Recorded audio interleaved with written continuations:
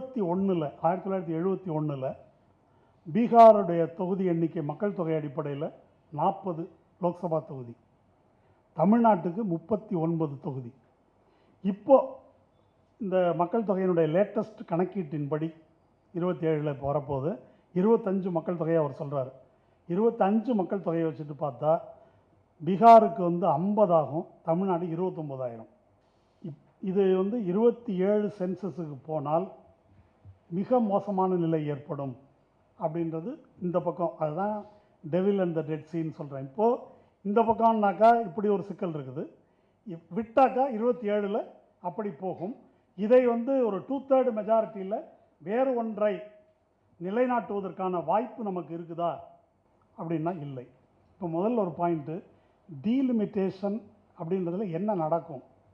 நம்ம டீலிமிட்டேஷன் இது வரைக்கும் எப்படி பார்த்துட்ருக்குறோன்னா, எங்கள் 7.2 குறையக்கூடாது அப்படின்ற, அது குறைஞ்சிரும், கூடுமா குறையுமா, யாருக்கு கூடும் யாருக்கு குறையும் என்பதை மட்டும் பேசுகிறோம். 50% ஏற்றி கொடுத்துட்டா நமக்கு என்ன பிரச்சனை, ஒன்றும் பிரச்சனை இல்லை என்று சொன்னால் என்ன புரிந்து கொள்ளணும்னா, சென்சஸ் டேட்டா அமித்ஷா கிட்ட இருக்குது. பூத் வாரியாக யார் எந்தெந்த பூத்தில் எவ்வளோ ஓட்டு எந்த கட்சிக்கு விழுந்திருக்கு என்ற டேட்டா அமித்ஷா கிட்ட இருக்குது. அப்போது எப்படி வேண்டுமானாலும் தொகுதியை அவர்கள் மாற்றி அமைக்க முடியும், சட்டமன்ற தொகுதி உள்பட. பிஜேபி மற்றும் பிஜேபி கூட்டணி கட்சிகளுக்கு ஆதரவாக தொகுதிகளை எப்படி வேண்டுமானாலும் மாற்றி அமைக்க முடியும். ஒரே தேர்தல் காண போயிடும்.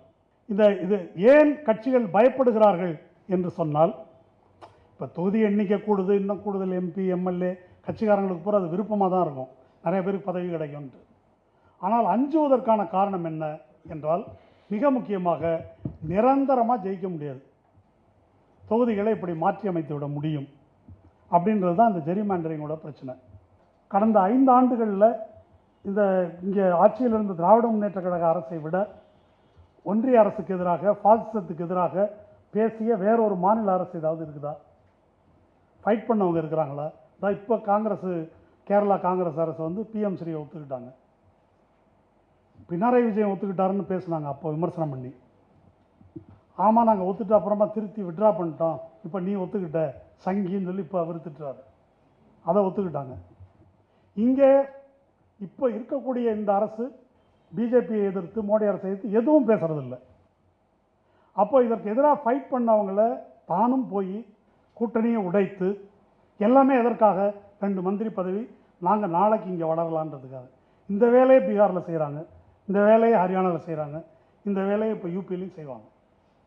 அப்போ இதனுடைய பொருள் என்ன என்று சொன்னால், இந்த பாசிச எதிர்ப்பு அப்படின்றதில் காங்கிரஸுக்கு அப்படியா ஒரு தீவிரமான அக்கறை இல்லை, அக்கறை கிடையாது என்பது மட்டுமல்ல, இந்த கிரைசிஸை தான் வளர்வதற்கு ஒரு வாய்ப்பு, ரீஜனல் பார்ட்டிஸை அப்புறப்படுத்துவதற்கான ஒரு வாய்ப்பு என்று ரொம்ப கேவலமான முறையில் அதை பயன்படுத்தி கொள்வதை நம்ம பார்க்குறோம்.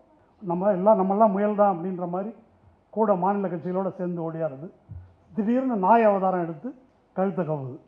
இதுதான் காங்கிரஸ் செய்து கொண்டிருக்கக்கூடிய ஒரு வேலை.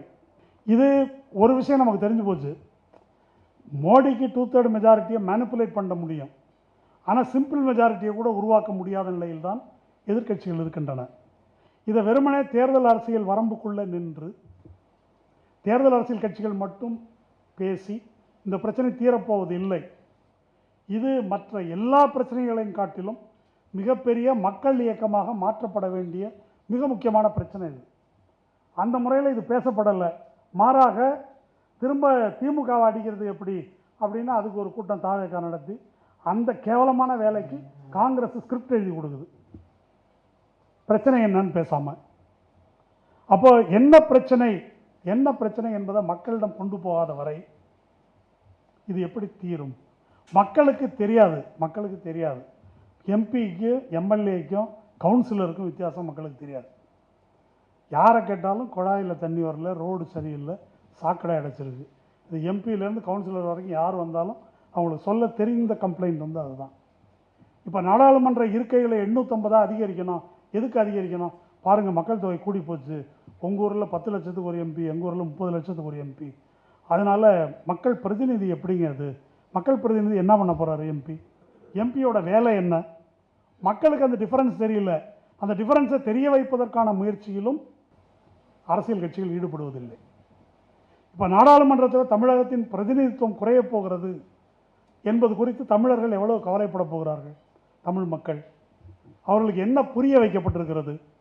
தாவேக்கா ஒருவேளை தாவேக்கா நான் டீலிமிட்டேஷன் மோடியை ஆதரிக்கிறேன் அப்படின்னு முடிவு எடுத்தால் தாவேக்கா தொண்டர்கள் கொந்தளிச்சிருவாங்களா? இப்போ அண்ணன் செஞ்சு தான் கரெக்டுன்றவாங்க. அதுக்கு வாதாட போகிறார்கள். இது தமிழக மக்களுடைய உரிமை தொடர்பான பிரச்சனை. இன்னும் சொல்ல போனால் இது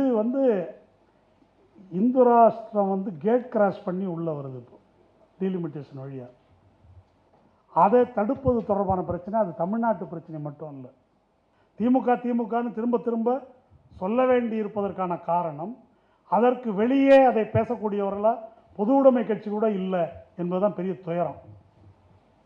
அவங்க போய் அந்த பக்கம் நின்று அதுக்கு முட்டு கொடுத்துட்ருக்குறாங்க. திராவிட முன்னேற்ற கழகத்தின் தொண்டர்கள் இது திமுக வர்சஸ் தாவேக்கா, திமுக வர்சஸ் காங்கிரஸ் பற்றிய பிரச்சனை அல்ல. இது இந்துத்துவ பாசிசம், இந்த பக்கம் மக்கள் அல்லது தமிழ்நாடு என்ற பிரச்சனை, அதை தடுத்து நிறுத்துவது குறித்த பிரச்சனை என்ற முறையில் இந்த டீலிமிட்டேஷனுக்கு ஒரு ஃப்ரீஸ் என்பதை கேட்டு அவர்கள் குரல் கொடுக்க வேண்டும். உடனுக்குடன் செய்திகளை தெரிந்து கொள்ள சன் நியூஸ் பெல் ஐகானை கிளிக் பண்ணுங்க.